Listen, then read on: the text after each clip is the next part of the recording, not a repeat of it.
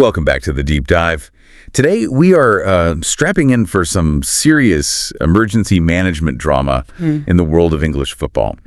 We are diving into Manchester United, a club that has just, well, hit the reset button. Again. Yet again. And this is all following the pretty abrupt departure of 𝗂𝗏 𝗵𝗃. Their answer, Michael Carrick, who's been appointed as head coach until the end of the 2025-2026 season. And look, this is so much more than just another management change. This is really an institutional response that's been dictated by crisis. Right. So our mission today really is to give you a genuine look inside the frantic, really complex recruitment process at the highest level of modern football. We're going to look specifically at why they chose Carrick over another, hugely popular former club legend. 𝗠𝗶𝗰𝗵𝗲 scare. Exactly. Why him over 𝗠𝗵? It comes down to Carrick being this figure who just represents quiet authority and stability. And stability is, well, it's the one thing they don't have. Yeah. 𝗵𝗃's tenure was, it was historically bad. Always a disaster. You're looking at an overall win percentage of just 38.1%.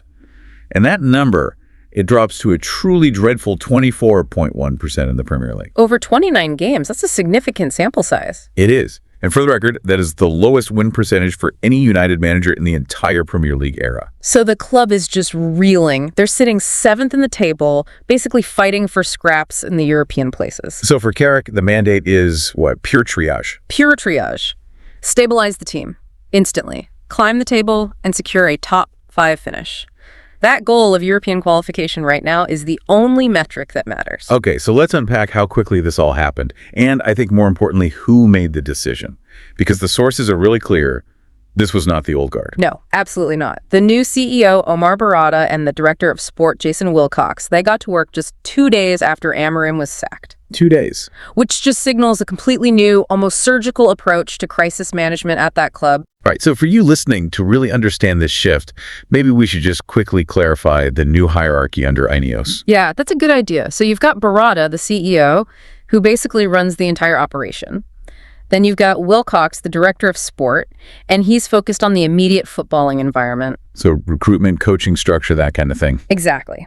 And then just below him is 𝗂𝗏, the technical director. His job is purely methodology and coaching philosophy. Okay, so Wilcox and 𝗏 make the footballing call, and they report up to 𝗏𝗏. That clarifies the new power structure. So what did this new efficient system demand for an interim manager? They needed a shock absorber, not a visionary. Wilcox and 𝗏𝗏 set these really clear, pragmatic criteria. And what were they? They needed a figure with institutional knowledge, someone who deeply, deeply understood the club's identity. What we often hear referred to as the DNA set in merah. Which, for listeners who might not know the history of that term, it just translates from Indonesian and Malay as Red Devil DNA.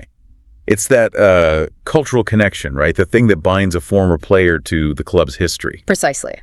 And on top of that, they needed someone who required zero adaptation, period. They were explicit about this. Why? This move was designed to buy them stress-free time until next summer, so they can conduct a proper global search for a long-term appointment, who will likely be an outsider. That obsession with internal knowledge, it really explains their shortlist then. Completely. Michael Carrick, 𝗂𝗏 𝗀𝗡, and Ruud van Nistelrooy, all former Sir Alex Ferguson era players. But this is where it gets really interesting. You see this tension between, respecting the club's past and trying to break free from it. And that's the role of Sir Alex Ferguson himself. Right, because we know Sir Jim Ratcliffe had stopped Ferguson's formal ambassadorial role back in October. He did. And yet, 𝗏𝗏 and Wilcox still invited him to Carrington for an informal breakfast. So they were seeking the Oracle's blessing, basically. But isn't consulting Sir Alex, even informally, isn't that just passing the buck? How so? Well, if this decision goes wrong, the club can always just turn around and say, hey, we listened to the Godfather. Does that really represent a break from the past failures? That is the critical question you have to ask. And the club was basically walking a razor wire here. Okay. They needed the optics of respect. And Ferguson's positive support for Carrick, it certainly reinforced their own choice. But the sources emphasized the internal directive was clear. Which was? They were highly conscious of not repeating the mistake of allowing Ferguson to just directly appoint a successor. Like what happened with David Moyes in 2013, the famous debacle. The notorious David Moyes debacle, exactly. They sort of took his temperature confirmed their own thinking and then went their own way. A very modern corporate compromise. That's the perfect way to put it. They were seeking wisdom, not direction. And that's a key distinction from the previous regimes.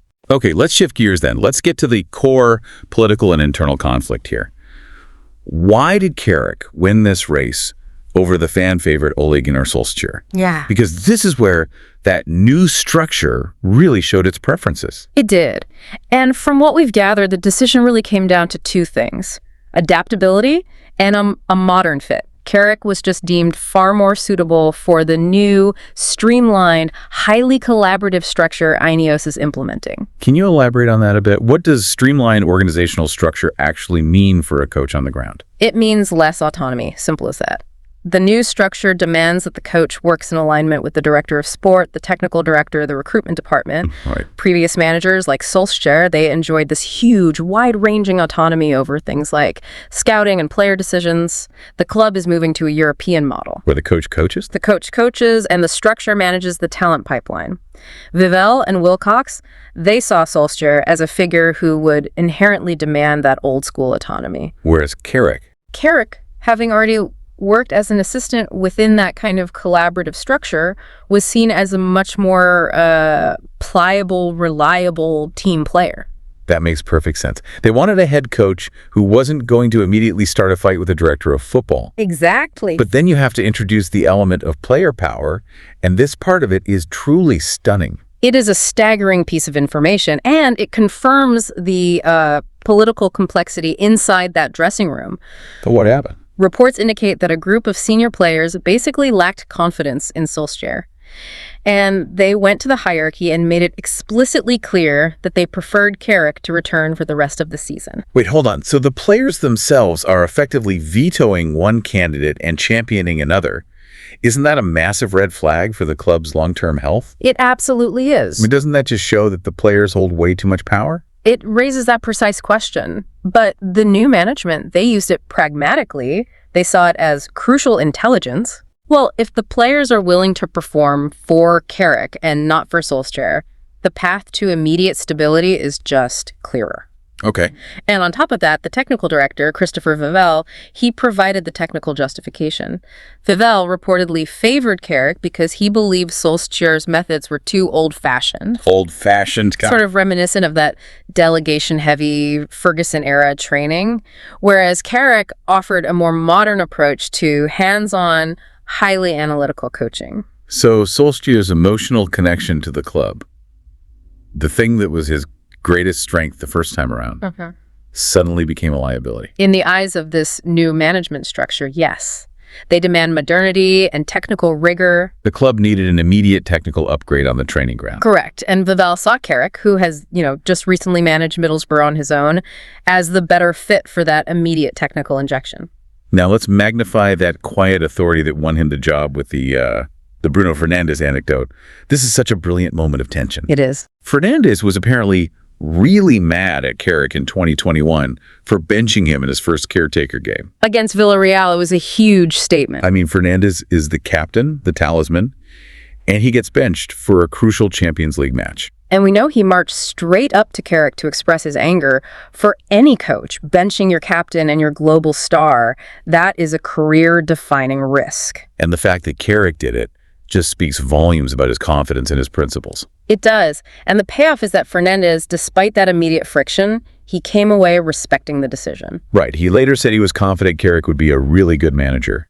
He said he knows how to speak. He knows a lot of football. And that ability to enforce a really tough decision and still earn the star player's respect, that is incredibly rare. It speaks to a leadership style that is quiet but firm. It's not the explosive, headline-grabbing style of a Mourinho. No, it's a measured, consistent authority. Which leads us perfectly into just reviewing Carrick's overall profile. First, that DNA Seton-Merrick connection. Yeah. 12 years as a player, 3 years as an assistant coach under two different regimes. He is the institutional memory the club desperately needs right now to just plug the chaos. And his prior 3-game stint as caretaker back in 2021.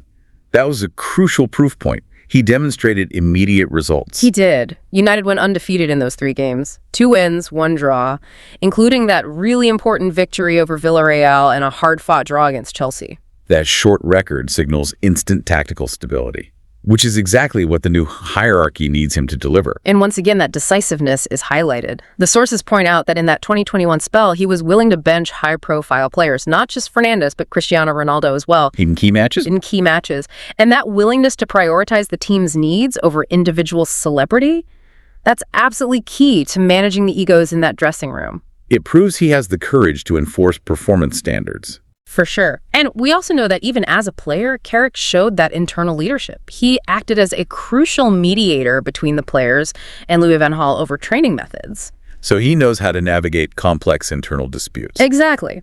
And you also see a clear distinction in his actual coaching philosophy versus his time under Solskjaer. Right. Carrick is known for being far more hands-on, directly involved in the on-field coaching and player development. Which contrasts heavily with Solskjaer, who, often delegated the technical specifics to his assistants, like Carrick and Kieran McKenna. So the club is prioritizing a manager who can actively improve the existing players immediately. Indeed.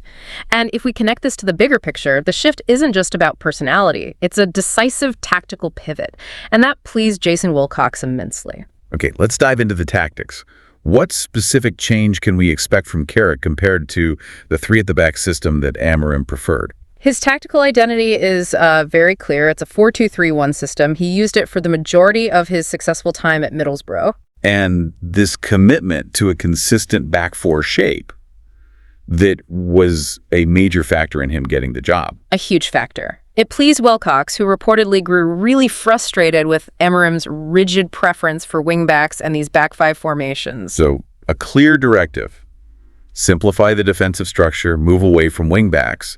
What does that 4-2-3-1 actually look like in action, though, based on his time at Borough? It's highly controlled, possession-focused football, but it's still attacking. Okay. You look at the stats.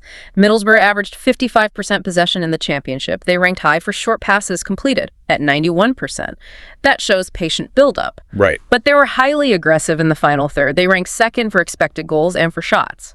He wants to dominate the ball, but he wants to make sure that dominance translates into goals. But he's not inflexible, is he? I mean, given the squad is already drilled in a back five shape, he'll have to adjust for the tough games coming up. Oh, absolutely. While 4-2-3-1 is his core identity, his adaptability is also a huge selling point. For example, Middlesbrough won all 4 games they played in the 3-4-1-2 formation towards the end of the 2023-24 season. So it's fully anticipated he will use a back five against stronger opposition, and he'll need to, given the fixture list. And the final piece of this stability puzzle is the staff additions. Carrick is naturally quiet, but the club has counterbalanced this by bringing in a massive authoritative figure, Steve Holland. Holland is a game changer of a hire for the short term. He's the former England assistant, and he brings unmatched experience at the absolute elite level. I mean, he's worked with serial winners like Mourinho, Ancelotti, Conte. Exactly. And Holland is known for his high discipline, his technical demands, his tactical preparation. He provides that immediate top-tier gravitas and balance to Carrick's composed style.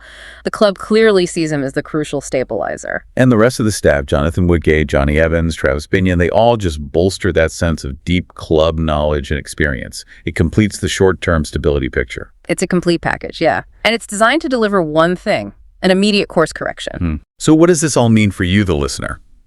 Well, Carrick's appointment is the definition of a calculated short-term measure. It's predicated on club knowledge, on that senior player backing that was denied to Solskjaer, and on a clear tactical philosophy that's aimed at securing European football via a top 5 finish. But that stability bet is going to be immediately tested.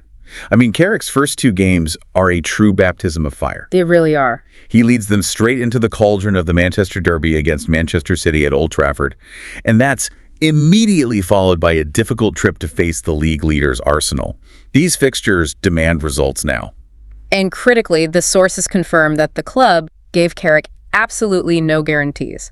Not about his long-term status, not about January transfer funds, nothing. No, nothing. He is there to fix the mess using the current tools and nothing more. Which sets up our final provocative thought for you to consider. Look at the catastrophic consistency of managerial failure since Sir Alex Ferguson left. Asaf had a 65.2% win rate.